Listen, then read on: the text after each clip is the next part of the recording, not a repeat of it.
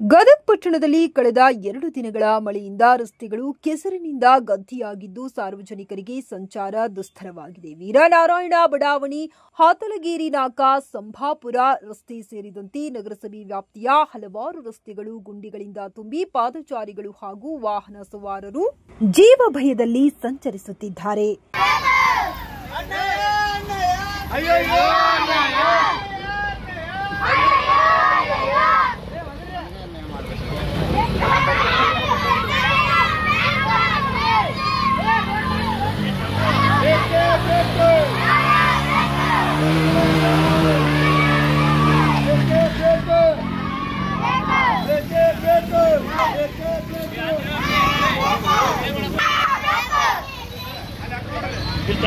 ಬರೋಬ್ಬರಿ ತೆಗ್ಗದಲ್ಲಿ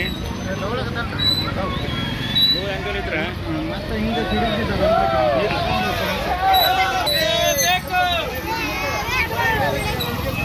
ಎರಡು ವರ್ಷಗಳ ಹಿಂದೆ ಭೂಮಿ ಪೂಜೆ ನಡೆದಿದ್ದರೂ ಅಭಿವೃದ್ಧಿ ಕಾಮಗಾರಿಗಳು ಇನ್ನೂ ಪ್ರಾರಂಭವಾಗಿಲ್ಲ.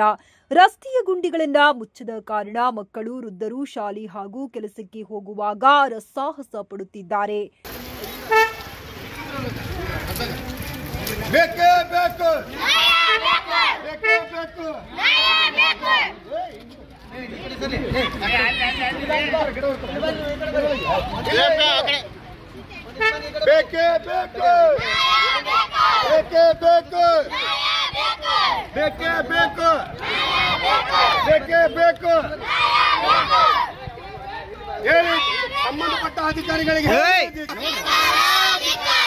ಸಂಬಂಧಪಟ್ಟ ಅಧಿಕಾರಿಗಳಿಗೆ ಹೇಳಿ ಧಿಕ್ಕಾರ.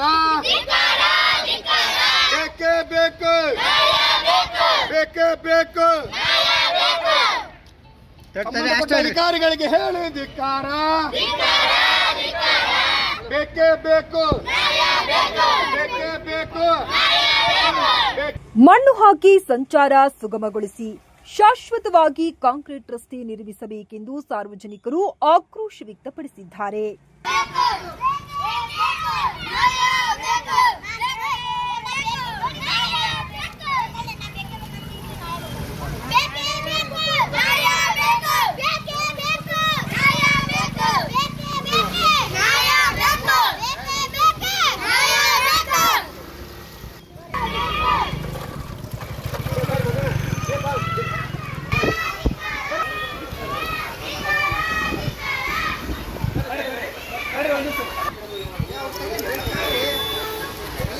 ಸಾಕಷ್ಟು ಆಕ್ರೋಶ ವ್ಯಕ್ತಪಡಿಸ್ತಾ ಇದ್ದಾರೆ.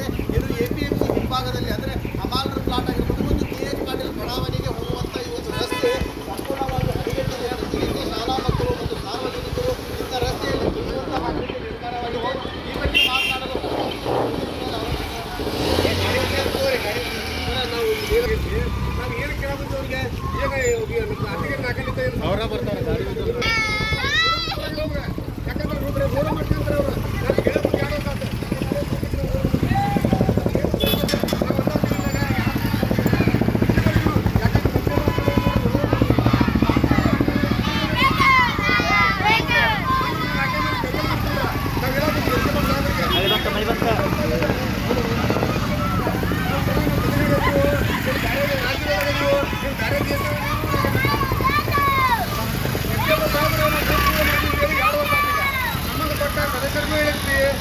ಸಂಬಂಧಪಟ್ಟ ಅಧಿಕಾರಿಗಳು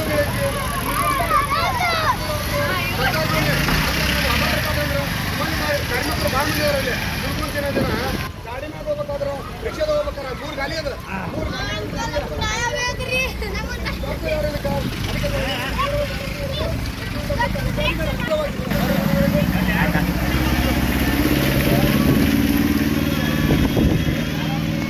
3 ಪಾಪ ಅದ್ರಾಗ ಇದ್ರಾಗ ಬಿದ್ದು ಎದ್ದು